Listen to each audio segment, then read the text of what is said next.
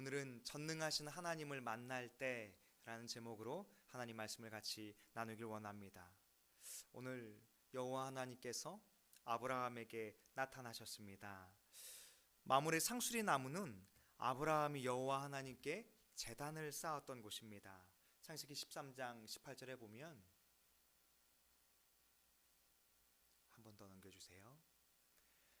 이에 아브라함이 장막을 옮겨 헤브론에 있는 마물의 상수리 수풀에 이르러 거주하며 거기서 여호와를 위하여 제단을 쌓았더라. 바로 여호와의 이름을 불렀던 곳에 지금 아브라함이 있는 거예요. 그리고 그곳에서 하나님 앞에 제단을 쌓고 여호와의 이름을 높였던, 우리로 치면 하나님께 예배하였던 그곳에서 지금 하나님이 아브라함에게 나타나셔서 만나주고 계신 것입니다.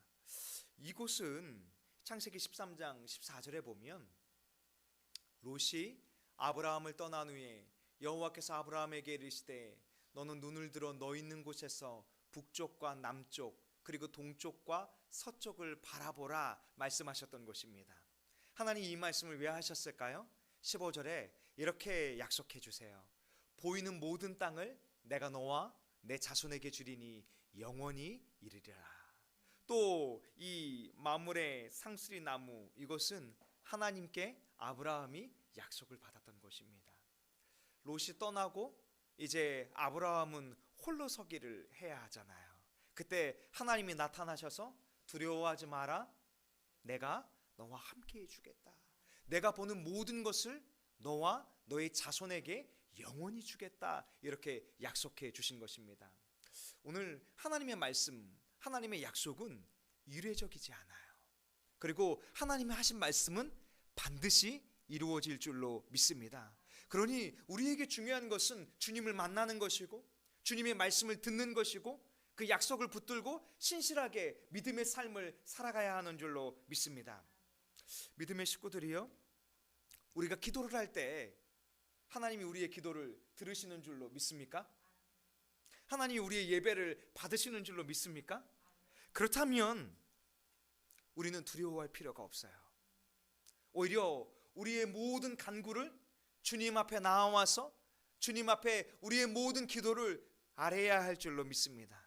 그렇게 주님 앞에 간구하고 주님 앞에서 씨름한다면 주께서 우리의 인생 가운데 선하게 인도하여 주실 줄로 믿습니다. 그런데 믿기는 하는데 내 인생에 역사해 주실 것을 믿지 못하는 때도 있는 것 같아요. 분명히 예수님을 믿음으로 구원을 받았다고 고백은 하는데 제 인생에는 역사하지 않는 것 같습니다. 저는 만나주지 않는 것 같습니다. 저에게는 말씀해 주시지 않는 것 같습니다. 여러분, 이것이 맞을까요? 틀릴까요? 그럴 수는 없는 거예요. 왜요? 예수 그리스도를 믿는다면 우리 마음 가운데 하나님의 성령께서 함께 하십니다. 그리고 하나님의 성령을 통해서 예수 그리스도께서 우리와 함께하여 주십니다. 그리고 우리가 두세 사람이 모여서 주의 이름을 부를 때 이곳에 주의 영이 임하게 하여 주실 줄로 믿습니다. 그러니 우리가 기도할 때 주님은 반드시 들으신다고 약속해 주셨어요. 그리고 하나님의 뜻을 따라서 우리 가운데 역사해 주시겠다라고 약속해 주셨습니다. 그러니 우리가 두려워할 것이 아니라 불신앙적인 마음으로 나에게는 아니시겠지, 이런 마음이 아니라 하나님의 약속은 반드시 이루어진다라는 믿음을 가지고 또 우리에게 약속하신 그 하나님은 신실하신 하나님임을 믿으며 나아갈 수 있기를 원합니다. 여기 하나님이 나타나 주셨다, 만나 주셨다라고 말씀하신 후에 아브라함과 어떤 일들이 있었는지를 상세하게 이야기해 주시는데요. 2절에 보면 눈을 들어 본즉 사람 셋이 맞은편에 서 있는지라 아브라함이 그들을 보자 곧 장막문에서 달려나가 영접하며 몸을 땅에 굽혔다, 이렇게 말합니다. 이 고대 근동 문화에는 나그네들이 자신의 장막을 지나가면 환대해야 하는 문화가 있어요. 그냥 보내지 않고 그를 꼭 음식을 주고 또 물을 주고 때로는 날이 어두우면 재워서 날이 밝을 때 보내는 문화가 있어요. 그래서 이 아브라함을 비롯한 유대인들은 그 손님을 맞이하지 않는 것은 굉장히 무례한 일이다라고 스스로 생각하고 있는 거예요. 그런데 오늘 아브라함은 부지중에 하나님과 천사들을 영접하게 되는 사건이 2절부터 나타나고 있는 거예요. 그런데 아브라함은 이 하나님인 줄은 몰랐는데 이 세 사람이 눈에 보였는데 그들에게 달려나아가서 영접하고 몸을 땅에 굽혔다 이렇게 말하고 있어요. 여러분, 이런 반응들은 대체로 자신보다 높은 분에게 엎드리는 자세를 취하잖아요. 그리고 자신보다 높은 분을 영접하는 자세를 취하잖아요. 분명히 아브라함은 아직 하나님의 존재에 대해서 이분 가운데 하나님이 계신지 깨닫지 못했음에도 불구하고 이런 행동들을 하는 것을 조금 의아하게 보이기도 합니다. 3절에 보면 이렇게 고백해요. 내 주여, 내가 주께 은혜를 입어 싸우면 원하건대 종을 떠나 지나가지 마시옵고, 이렇게 말합니다. 그러면서 손님을 대접하는데요, 이 히브리서 기자는 히브리서 13장 2절에 이렇게 말합니다. 손님 대접하기를 잊지 말라. 이로써 부지중에 천사들을 대접한 이들이 있느니라. 오늘 아브라함이 그랬던 거잖아요. 부지중에 천사를 대접하고 그 가운데 있는 한 분 여호와 하나님을 영접하는 일들이 있었던 것입니다. 믿음의 식구들이요, 이처럼 우리가 주님의 마음으로 살아간다는 것은 어쩌면 손해본다 이런 마음이 들지도 몰라요.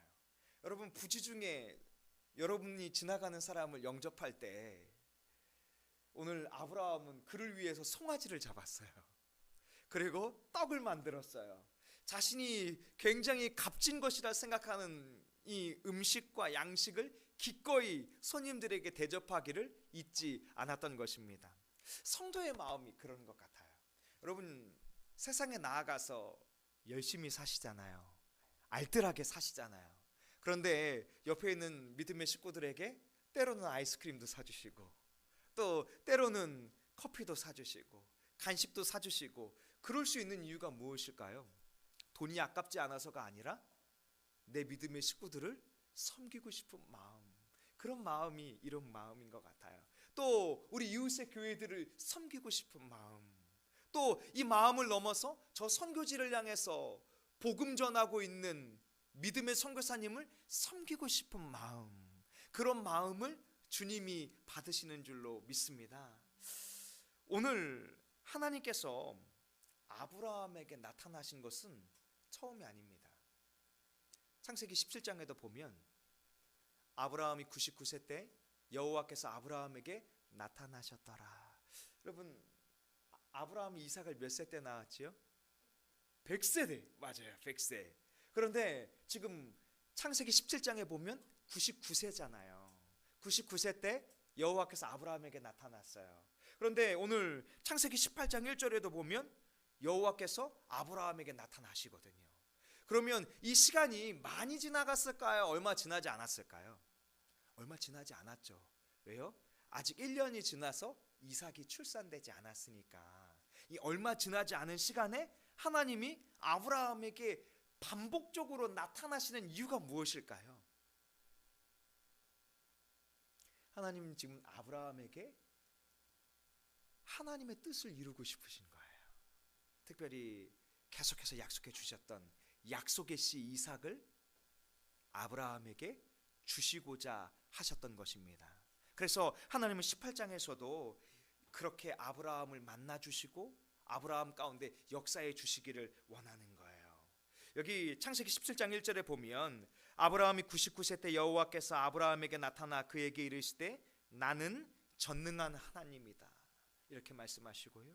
21절에 보면 내 언약은 내가 내년 이 시기에 사라가 내게 낳을 이삭과 세우리라. 어떻게 하나님이 아브라함에게 이삭이라는 아들을 주실 수 있을까요? 여호와 하나님이 전능한 하나님이시기 때문인 줄로 믿습니다. 믿음의 식구들이요, 여호와 하나님께서 어떻게 우리의 인생 가운데 역사해 주실 수 있을까요? 우리 하나님이 전능하신 하나님이고 그 하나님께서 우리를 신실하게 사랑해 주셔서 우리와 하나님의 뜻을 이루기를 원하시는 줄로 믿습니다. 그리고 오늘 이 말씀 가운데 아브라함이 이렇게 손님들을 대접하기에 이르는데요, 갑자기 9절에 이렇게 말씀합니다. 그들이 아브라함에게 이르되 내 아내 사라가 어디 있느냐. 이 얘기를 들었을 때 아브라함은 깨달았을 것입니다. 지금 이 세 분이 손님이 아니구나, 나그네가 아니구나. 자신의 아내의 이름을 알 턱이 없잖아요. 오늘 처음 본 사람인데. 바로 그때 아브라함은 이분들이 그냥 오신 것은 아니구나, 이런 생각을 했을 것입니다. 그때 10절에 이렇게 말씀합니다. 그가 이르시되 내년 이맘때 내가 반드시 내게로 돌아오리니 내 아내 사라에게 아들이 있으리라. 하나님 계속해서 아브라함에게 내게 아들을 줄 것이다. 그리고 열국의 어미라 칭하였던 사라를 통해서 줄 것이다. 너의 능력으로 또 이방 여인을 통해서 아들을 얻는 것이 아니라 아브라함과 사라에게 약속하신 그 약속의 씨를 줄 것이다, 이렇게 말씀하고 있는 거예요. 여러분, 근데 문제가 생겼어요. 사라가 장막문에서 몰래 엿들었어요. 엿들은 게 뭐가 문제일까요? 사라는 하나님의 말씀을 신뢰하지 못하는 거예요. 믿음의 식구들이요, 오늘 우리는 하나님의 말씀을 통해서 우리에게 계속해서 약속해 주시고 그 말씀을 깨닫게 하여 주십니다. 그런데 우리는 연약해서 자꾸 그 하나님의 말씀을 신뢰하지 못할 때가 많은 것 같아요. 내 인생에 하나님이 역사하실까? 우리 가정에 정말 하나님이 역사하실까? 정말 하나님이 역사하신다면 나를 이렇게 내버려 두실 수 있는가? 이렇게 생각할지도 몰라요. 그런데 주님은 말씀하시기를 그런 불신앙적인 마음을 갖기를 원하지 않으세요. 그래서 17장에서도 나타나셨고 18장에서도 나타나셔서 계속해서 약속해 주죠. 그리고 그때가 점점 선명해지는 것을 볼 수 있어요. 내년에 너에게 이삭을 주리라, 이렇게 약속하셨던 하나님이 오늘 10절의 말씀에 보면 내년 이맘때 내가 반드시 내게로 돌아올 것이고 내 아내 사라에게 아들이 있게 될 것이다, 이렇게 약속해 주고 계신 거예요. 그런데 아브라함은 그 말씀을, 또 사라는 그 말씀을 신뢰하지 않지요. 11절에 보면 아브라함과 사라는 나이가 많아 늙었고 사라에게는 여성의 생리가 끊어졌는지라. 12절에 사라가 속으로 웃고 이르되 내가 노쇠하였고 내 주인도 늙었으니 내게 무슨 즐거움이 있으리요. 아브라함과 사라가 간절히 원하는 즐거움이 무엇일까요? 아들을 낳는 것이죠. 그런데 그들은 어떤 생각을 가지고 있습니까? 나는 늙었으니 할 수 없다, 이렇게 생각하고 있는 거예요. 하나님을 믿는다고 말했지만 전능한 하나님으로 믿지는 않는 거예요. 창세기 15장 6절에 보면 아브라함이 하나님을 믿음에 하나님이 그의 의를 의롭게 여겨주셨어요. 분명히 아브라함은 하나님을 경외하고 있는데 아직 아브라함의 믿음의 단계는 자신의 인생 가운데 할 수 없는 일이라 할 수 없는 것처럼 보인다 할지라도 하나님이 말씀하시면 이루실 것이라는 믿음을 갖지 못했던 거예요. 전능하신 하나님의 능력을 신뢰하지 못했던 거예요. 오늘 이 말씀은 우리에게 도전하고 있어요. 나는 과연 하나님을 신뢰하고 있는가? 내 생각할 때 이 정도는 할 수 있겠어. 그러니까 하나님이 도와주실 수 있을 거야. 여러분, 이렇게 생각하고 있다면 우리는 조금 더 믿음의 시야를 넓혀야 할 줄로 믿습니다. 내가 할 만해서 하나님이 역사하시는 것이 아니라 아브라함과 사라처럼 늙었고 단산해서 스스로는 할 수 없는 환경이라 할지라도 하나님이, 전능하신 하나님이 우리의 인생 가운데 역사하시면 능치 못할 일이 없는 줄로 믿습니다. 우리가 할 일은 무엇일까요? 하나님을 신뢰하는 거죠. 그리고 믿음으로 살아내는 것입니다. 그리고 하나님이 역사해 주실 것을 기다리고 소망하며 믿음의 선한 씨름을 해야 할 줄로 믿습니다. 하나님은 그냥 역사하지 않으세요. 창세기 12장에서 본토 친척 아비집을 떠나 내가 내게 명한 그 땅으로 가라, 말씀을 따라 가라라고 말씀하시고 그곳에서 믿음의 삶을 살아가며 아브라함에게 거저 아들 이삭을 주시는 것이 아니라 그가 점점 하나님을 경외하도록, 그 광야 학교를 통해서 하나님을 전적으로 신뢰하기를 원하시고, 하나님이 하신 그 약속이 어떻게 성취되어 가는지를 믿음의 눈으로 바라보길 원하세요. 그리고 그 믿음의 현장에 아브라함이 동참하기를 원하세요. 비록 아브라함의 능력은 무가치해 보일지 몰라도 하나님은 아브라함과 함께 일하고 싶어 하세요. 그리고 사라와 함께 하기를 원하시는 거예요. 오늘 이 시대를 살아가는 우리에게도 마찬가지입니다. 우리가 믿음의 꿈을 꾼다고 해서 그대로 그냥 막 이루어지는 것은 아닌 것 같아요. 우리가 주님이 우리에게 비전을 주시고 소망을 주시고 삶에 살아갈 길을 가르쳐 주셨다면 우리는 뭐 해야 할까요? 믿음으로 구해야죠. 주님이 우리에게 가르쳐 주신 기도처럼 아버지의 나라가 임하기를 기도하고 주의 뜻이 이루어지기를 기도하고, 우리가 믿음으로 하나님이 우리를 통해서 역사해 주실 것을 기도할 때 하나님의 뜻을 따라서 하나님의 때에 따라 선하게 역사해 주실 줄로 믿습니다. 오히려 우리는 아브라함과 사라처럼 불신앙적인 마음을 품지 않길 원합니다. 여러분, 안타까운 것은 주님이 우리의 생각을 다 아세요. 우리가 어떤 마음을 가지고 있는지, 어떤 생각을 가지고 있는지, 어떤 마음으로 이렇게 살아가고 있는지, 무엇을 원하고 있는지 주님은 전부 아시죠. 그래서 오히려 우리는 주님 앞에 그럴듯한 모습으로 우리를 포장하기보다 있는 모습 그대로 나아가길 원합니다. 그런데 그냥 나아갈 때 자꾸 불신앙적인 말, 불신앙적인 마음, 나의 인간적인 생각, 인간적인 방법으로 나아가는 것이 아니라, 주님, 저는 연약하지만 전능하신 하나님은 하실 수 있는 줄로 믿습니다.